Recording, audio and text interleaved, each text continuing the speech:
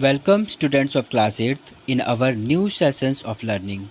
I am your social studies teacher Vipin Misra. Students, in our this session we will start our study with geography chapter first, that is an introduction to resources. इस chapter में हम resources के बारे में study करेंगे.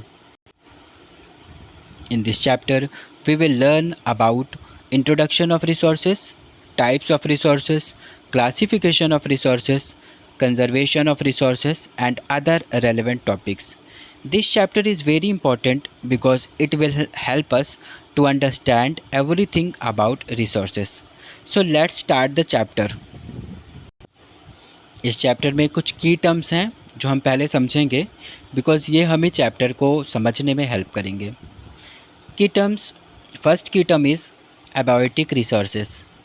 Resources which we get from non-living beings are called abiotic resources.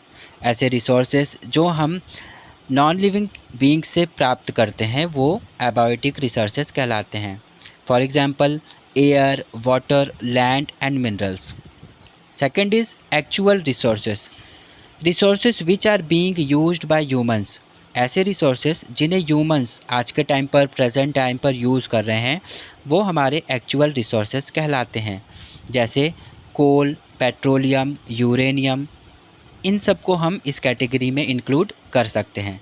Next, biotic resources. Resources which we get from living beings. ऐसे resources जो कि हमें लिविंग बींग से प्राप्त होते हैं उन्हें हम बायोटिक रिसोर्सेज कहलाते हैं.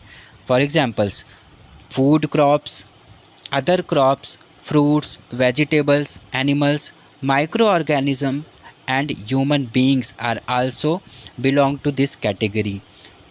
Next is desertification.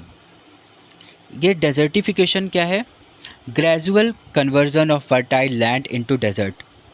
एक fertile land का धीरे धीरे desert के फॉर्म में चेंज हो जाना, कन्वर्ट हो जाना डेजर्टिफिकेशन कहलाता है.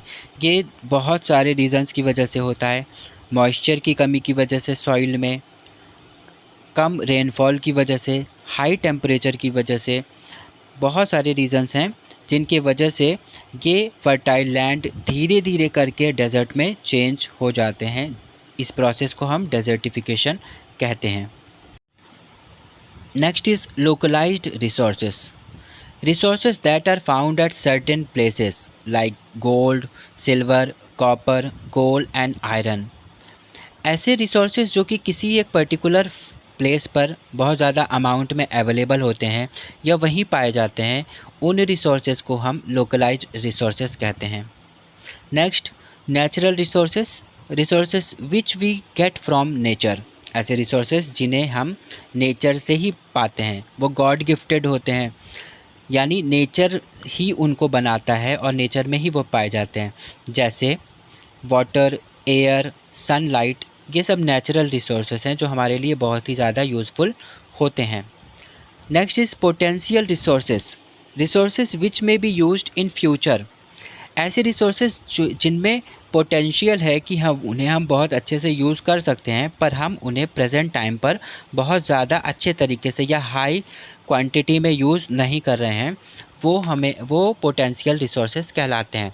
जैसे हम वाटर से हाइड्रो इलेक्ट्रिसिटी जनरेट कर सकते हैं. हमारे पास सारा मेथड पता हुआ है, हमें सब कुछ पता है कि हम किस तरीके से इसे यूज़ कर सकते हैं, पर हम इसे यूज़ नहीं कर सकते हैं.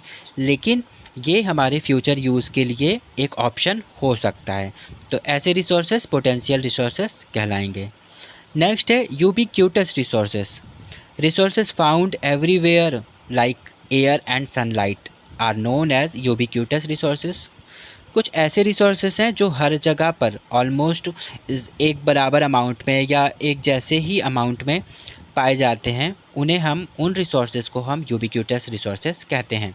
जैसे हवा, सूरज की गर्मी, सनलाइट, है ना, ये सब चीज़ें क्या हैं, ये सभी जगह पर पाई जाती हैं. तो ये रिसोर्सेज, ये भी तो एक रिसोर्सेज ही हैं.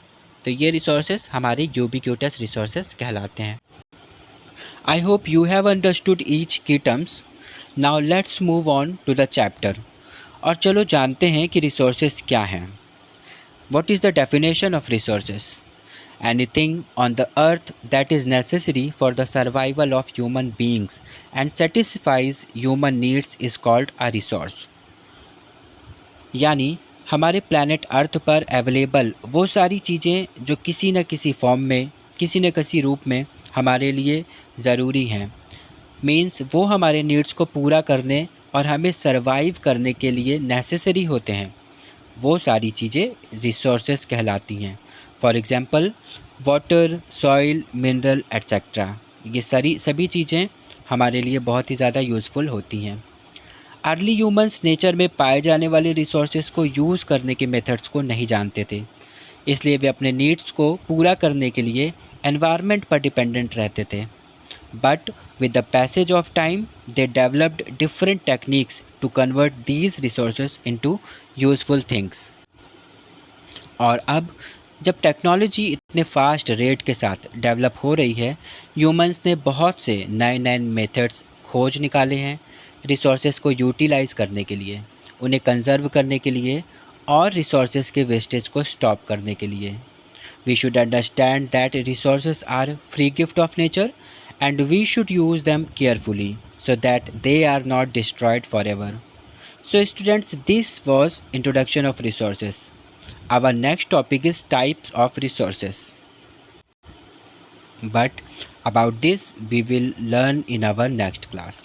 Students, with this video I have sent you homework जो आपको टाइमली कंप्लीट करके सबमिट करना है. I hope you have understood everything. We will meet in our next class. Till then, take care and have a nice day.